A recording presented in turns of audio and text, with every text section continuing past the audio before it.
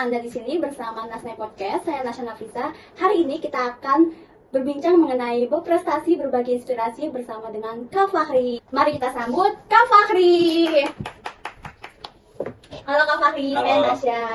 Aku Fahri. Aku boleh kenalan dulu teman-teman. Halo, aku Ahmad Fahri Lusfian dari Universitas Diponegoro, jurusan Ilmu Ekonomi tahun 2023. Universitas Diponegoro, yang saya tahu kan Universitas Undip itu kan top 5 di Indonesia ya Kak. Nah, bagaimana atau cara tips untuk Kakak masuk ke univ tersebut? Tipsnya mungkin ya bisa dari belajar dan cara belajar sendiri. Ya mungkin itu sih. Jadi cara belajar ya. Nah, apa perbedaan Kakak saat di masa sekolah dan saat ini kuliah? Saat mungkin kalau dari sekolah ya, kalau sekolah itu kan kita lebih terdidik dan lebih menaati peraturan dari sekolah sendiri, seperti nggak boleh absen, bakal dicariin sama guru-guru. Sedangkan kalau saat kuliah itu nggak ada sama sekali yang kayak guru nyariin atau dosen nyariin, itu nggak bakal ada sih. Berarti faktor lingkungan dan juga orang-orang ya Kak ya? Iya betul. Selagi kita berbicara mengenai masa sekolah, kita flashback sebentar ya Kak. Oke. Dulu Kakak tuh sekolah menengah di mana dan jurusan apa? Aku sekolah di sekolah menengah kejuruan di SMK Cybermedia. Oh, cybermedia, saya pernah mendengar itu Kak. Dan dulu Kakak jurusan? Aku jurusan administrasi perkantoran.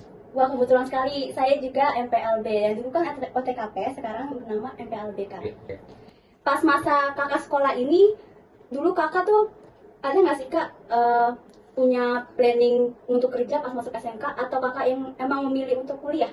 Aku sih dari awal ya, dari awal kelas 10 sampai kelas 11 kita emang udah ada niatan buat langsung kuliah dan gak langsung melanjutin kerja. Karena kenapa? Karena mungkin dengan kuliah kita dapat mendapatkan dengan ekspektasi mendapatkan pekerjaan yang lebih baik dibanding ketika SMK langsung kerja seperti itu. Wah, jadi seperti itu alasan Kak Fahri memilih kuliah ya daripada kerja. Pada masa sekolah Kakak nih, ada nggak Kakak peningkatan nilai yang signifikan atau mengikuti lomba-lomba olimpiade sekolah? Aku sendiri sih dari kelas 10 mungkin tergolong ini ya, siswa yang malas karena waktu itu lagi zaman-zamannya COVID. Namun ketika di kelas 11 sudah mulai itu meningkat belajar ya, karena mendapatkan motivasi untuk lanjut kuliah kan. Ketika saat itu saya mulai lebih banyak belajar dan dilanjut saat kelas 12 saya lebih meningkatkan belajarnya sampai mendapatkan sebuah prestasi yaitu top 1 eligible di satu sekolah. Wah, selamat Kak. Berarti dari peningkatan kelas 10, 11, dan 12 Kakak melakukan peningkatan pesat Kak untuk masuk universitas. Iya. Lalu adakah lomba yang Kakak ikuti pada masa saat sekolah? Olimpiade ya, mungkin aku mengikuti olimpiade nasional beberapa kayak pelajaran ekonomi, sosiologi, dan bahasa Indonesia. Ya, itu sih. Jadi seperti itu Kakak mengikuti lomba lalu belajar terus-menerus untuk meningkatkan nilainya. Ya. Nah, dari hal tersebut, ada nggak sih Kak cara Kakak belajar untuk meningkatkan nilai tersebut? Belajar ya, mungkin lebih banyak luangin waktunya aja sih buat belajar dibanding kurangin mainnya, kurangin begadangnya. Ya mungkin itu sih. Iya, kayak bisa kan. Pada saat Kakak kelas 12 kan Kakak mengejar SNBP, UTBK, lalu ujian-ujian sekolah kan, praktekum juga pastinya sibuk kan Kak. Nah, ada nggak sih Kak cara belajar yang efektif gitu untuk belajar kita lebih konsisten daripada hal-hal yang untuk bermain seperti itu Kak? Mungkin ya dari aku sih, aku sendiri meluangkan waktu ketika lagi istirahat, jam-jam istirahat sekolah itu mungkin bisa diisi selain makan bisa belajar dulu tuh aku sempat belajar matematika lebih karena di UTBK sendiri kan banyak matematikanya ya. Justru dari situ aku ketika istirahat itu belajar lebih, terus pulang sekolah, terus malam ya itu lanjut belajar sih. Nah, tapi setelah Kakak belajar itu, apa Kakak ada istirahat? Pasti ada istirahat sih, mungkin kayak sekitar 2 jam atau 3 jam kita bisa luangin buat main game, main ML ya gitu. Ya, pastinya waktunya harus ada istirahat, jangan belajar terus. Lalu nih Kak, Kakak kan suka belajar ya untuk mengejar UTBK dan juga SNBP. Ada nggak sih Kak hal yang memotivasi Kakak? Kalau motivasi aku mungkin ya, kalau motivasi itu terutama buat ngebanggain kedua orang tua dan juga mendapatkan universitas yang kita inginkan. Ya itu sih. Wah, jadi teman-teman semuanya, kalian tuh kalau mau mengejar mimpinya pastinya harus bekerja keras dan juga belajar terus-menerus ya, jangan bolong-bolong. Nah, untuk hal yang terakhir nih Kak, Kakak bisa berikan motivasi kepada teman-teman yang ingin meningkatkan nilainya, yang ingin mencapai cita-citanya, boleh ke teman-teman. Sedikit motivasi, mungkin kalian harus lebih giat belajar ya, lebih semangat, lebih mengetahui apa tujuan kalian untuk belajar, kayak apa yang motivasi kalian. Nah mungkin dari itu aja sih.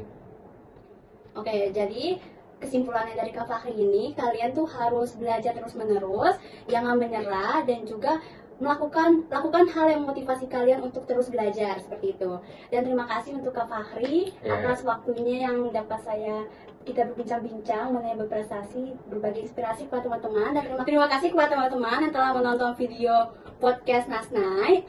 Semoga bermanfaat untuk semuanya, and see you guys. Malam Anda bersama Nasnai Podcast, saya Naila. Topik kali ini berbicara tentang berprestasi, berbagi inspirasi bersama Kak Aini. Welcome Kak Aini. Halo Naila, selamat malam. Selamat malam Kak, gimana kabarnya hari ini? Alhamdulillah kabar hari ini baik, sehat. Kalau Naila sendiri gimana? Oh baik Kak. Boleh perkenalan dulu buat teman-teman Nasnai Podcast? Oke, boleh. BTW, sebelumnya makasih banget ya buat Nasnai Podcast gitu, buat Naila, buat Nasya gitu atas undangannya.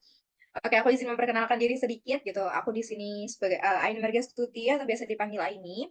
Sebagai mahasiswa yang sedang menempuh jenjang pendidikan di Universitas Negeri Jakarta, di program studi pendidikan administrasi perkantoran, dan sekarang kebetulan lagi di semester 8 gitu, Nay.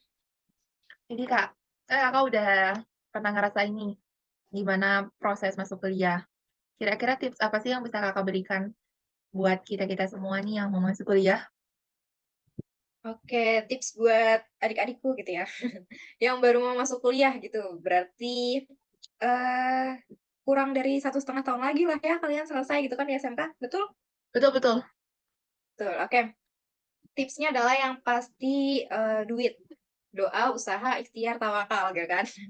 Jadi belajar, kenapa sih harus belajar gitu? Selain yang pastinya kalian akan dapat ilmunya adalah karena dengan belajar yang bagus, dengan belajar yang baik kalian bakal dapat hasil yang bagus gitu kan. Outputnya tuh akan sesuai yang kalian mau gitu. Jadi kalian punya nilai atau punya bekal nih ketika kalian mau masuk ke kampus yang kalian tuju, terutama buat teman-teman yang mau masuk via nilai atau via raport, yang pakai jalur raport atau undangan lah istilahnya gitu. Ya, Nah, betul. yang pasti teman-teman harus mempertahankan nilai, karena ketika mau masuk kuliah, nilai itu nggak hanya dilihat ketika teman-teman udah kelas 12. Itu dilihat dari teman-teman kelas 10, kelas 11, dan kelas 12. Jadi, berusahalah untuk mempertahankan nilai atau bahkan menghasilkan nilai yang lebih baik gitu ya, untuk mempersiapkan bekal di awal, gitu.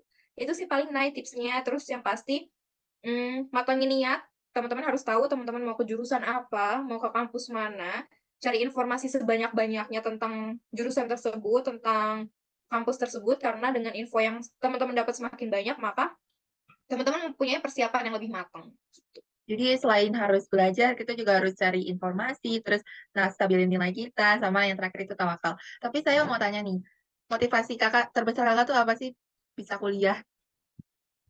Motivasi ketika kuliah atau pas masuk kuliah tadi? Jadi kakak masuk kuliah tuh motivasinya apa? Mau masuk kuliah, motivasinya apa? Oke, motivasi kenapa sih mau ngelanjutin gitu ya, dari jenjang sebelumnya ke jenjang kuliah gitu. Yang pertama pastinya nggak bisa kita pungkirin ya buat ke jenjang karir, karena ya nggak menutup kemungkinan bahwa jenjang karir itu banyak buat lulusan SMA atau SMK gitu, karena kebetulan aku dari SMA. Cuman kan akan lebih luas jangkauannya ketika kita punya pendidikan yang lebih gitu kan, daripada penyelesaian sekolah sebelumnya gitu. Jadi itu sih motivasi pertamanya adalah buat lebih memperluas atau memperpanjang jangkauan gitu ya, buat jenjang karirnya. Terus juga pengen punya gelar, jujur itu motivasi yang utama. Adalah kayak kayaknya kalau misalnya, aku punya gelar nih, aku bisa lebih itu tadi, balik lagi, aku bisa lebih luas loh, aku bisa lebih tahu nih aku arahnya mau kemana kerjanya, gitu. Karena kan kalau aku kan dari SMA ya, beda sama teman-teman SMK nih, kalau misalnya kayak Naila, Nasya, dan teman-teman yang lain dari SMK, kalian udah sesuai juruan gitu kan, sesuai jurusan kalian nih, udah terarah nih kira-kira kemana. Kalau misalnya aku waktu itu dari SMA, kayak, ya cukup komplit gitu kan, jadi nggak tahu nih mau kemana arahnya. Nah, kalau misalnya dilanjutin ke jenjang kuliah kan akan lebih mengkerucut, gitu. Seperti itu ya kak. Jadi ada nggak sih perbedaan antara di masa kuliah sama masa SMA kakak ini? Oke, buat perbedaan sih pasti ada banget ya, Naya. Karena, dari sekolah yang istilahnya lingkupnya pun dari segi pertemanan aja, pasti kalau SMA tuh ya udah ya, yang sekitaran, karena aku kan di Depok nih, berarti teman-temanku orang-orang Depok rata-rata gitu kan, bukan rata-rata, semua gitu kan. Nah, ketika masuk ke kampus, tiba-tiba itu jadi yang besar banget gitu. Ada yang dari Sumatera, ada yang dari Kalimantan, ada yang dari Papua gitu kan. Jadi kayak, wah ternyata kalau masuk kampus tuh jangkauannya luas banget ya. Hampir se-Indonesia gitu kan yang kita ketemu di kelas gitu. Itu baru ketemu di kelas, belum ketemu di fakultas, belum ketemu di univ gitu kan. Itu perbedaan yang pertama. Terus perbedaannya juga kalau misalnya di sekolah kita itu punya aturan tetap. Jadi kita kayak sekolah dari setengah 7 sampai jam 3. Terus juga seragam udah ditentuin hari Senin apa, Selasa apa, sampai hari Jumat tuh apa gitu kan.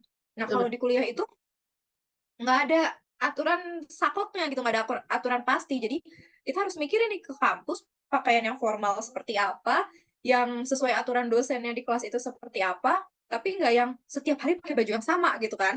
Jadi kita harus betul. mikirin nih gitu. Ya, pilihnya. Mhm. Betul. Nah, terus juga kayak jam kuliah tuh nggak yang runtut dari setengah 7 sampai jam 3 selesai gitu. Kayak misalnya aku pernah dapet yang dalam satu hari itu di jam pertama itu di jam 7 sampai jam 10 gitu. Terus jam berikutnya ketemu lagi nanti jam 3 sore sampai maghrib gitu. Bahkan ada yang ganti jam ke malam atau ke hari libur kayak Sabtu Minggu gitu sih naik. Kayak nggak menutup kemungkinan nih kita weekend pun kuliah gitu, nggak kayak sekolah weekend ya weekend gitu kan. Itu sih perbedaan yang terasa bangetnya. Jadi gitu ya Kak. Jadi kan Kakak kan dari SMA nih sebelumnya ya. Mau masuk kuliah jurusannya jurusan beda, administrasi perkantoran gitu. Nah, kira-kira menurut Kakak tuh ada kesulitan nggak sih yang Kakak rasain? Oke.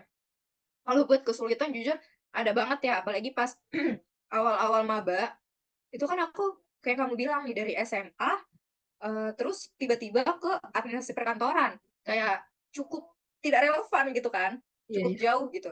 Nah pas ketika maba, terus dapet, ketemu temen yang rata-rata mereka tuh dari jurusan OTKP atau sekarang namanya MP ya, itu mereka tuh udah punya bekal, udah punya basic gitu kan. Aku kayak mikir kayak, "Ini yang aku pelajarin tuh nggak ada yang aku pelajarin pas SMA," gitu. Paling dasar-dasar basic kayak ekonomi, akuntansi, nah itu kan belajar di SMA karena aku kebetulan IPS gitu kan. Jadi masih sama nih, sama-sama ekonomi, cakupannya. Cuman ketika kita udah masuk ke pelajaran kesekretarisan, korespondensi, kayak, "Apa ini istilah-istilah baru?" Gitu kan. Itu sih kesulitan yang sangat terasa gitu. Seperti yang Kakak udah bilang kan di awal, nilai kita tuh harus stabil kalau mau masuk kuliah. Nah, gimana sih cara Kakak biar nilai Kakak tuh tetap stabil? Oke, berarti ini pas waktu masih sekolah ya? Ya, pas masih sekolah. Oke, sebelumnya disclaimer dulu, aku masuk ke kampus atau ke UNJ ini pakai jalur, SBMPTN, jadi yang UTBK, ya kan, bukan yang SNMPTN gitu, karena aku mencoba gitu kan di SNMPTN, cuman memang belum rezekinya, jadi aku coba di SBM. Nah, untuk aku sampai ada di tahap dapat kuota atau siswa yang bisa buat daftar SNMPTN itu yang pasti tadi kan bikin nilai itu stabil ya. Nah, caranya ya tadi, kalau misalnya sekolah itu punya KKM berarti ada titik yang harus kita kejar gitu kan. Nah, KKM itu kan pasti setiap tingkat atau setiap kelasnya itu akan semakin tinggi. Jadi, nilai kita pun otomatis akan semakin naik kan, akan semakin tinggi gitu. Jadi caranya pasti ya, untuk aku nih tetap stay nih, setidaknya nilainya tetap nggak sampai turun gitu kan. Nah, terus juga punya teman atau kelompok yang kira-kira bisa kita ajak nih buat sama-sama, belajar bareng, buat sama-sama mempertahankan nilai bareng. Nah, itu penting banget tuh menurut aku, karena ketika kita punya teman, ketika kita punya support system yang tujuannya sama, itu akan lebih mempermudah kita, mendapatkan nilai-nilai tersebut gitu, daripada kita harus jadi berjuang sendiri, belajar sendiri, itu effort-nya lebih besar kan. Itu sih paling cara dari aku sih, Nay. Jadi kita nggak hanya harus kejar nilai, tapi kita juga harus pintar sosialisasi nih ya.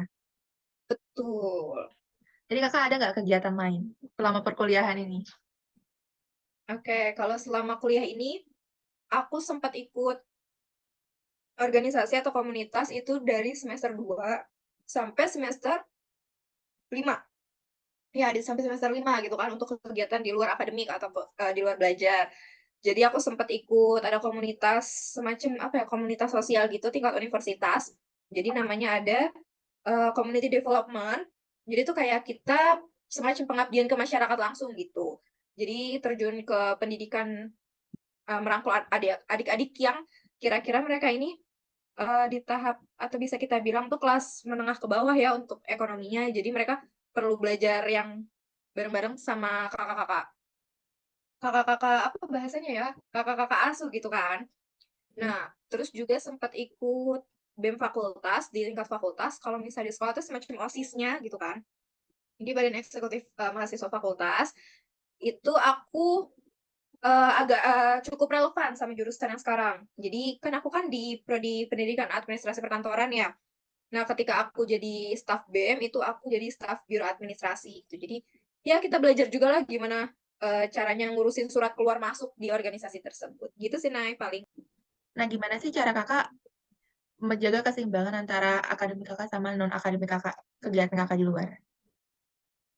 Oke, menjaga kestabilan atau bahasanya nggak berat sebelah gitulah ya.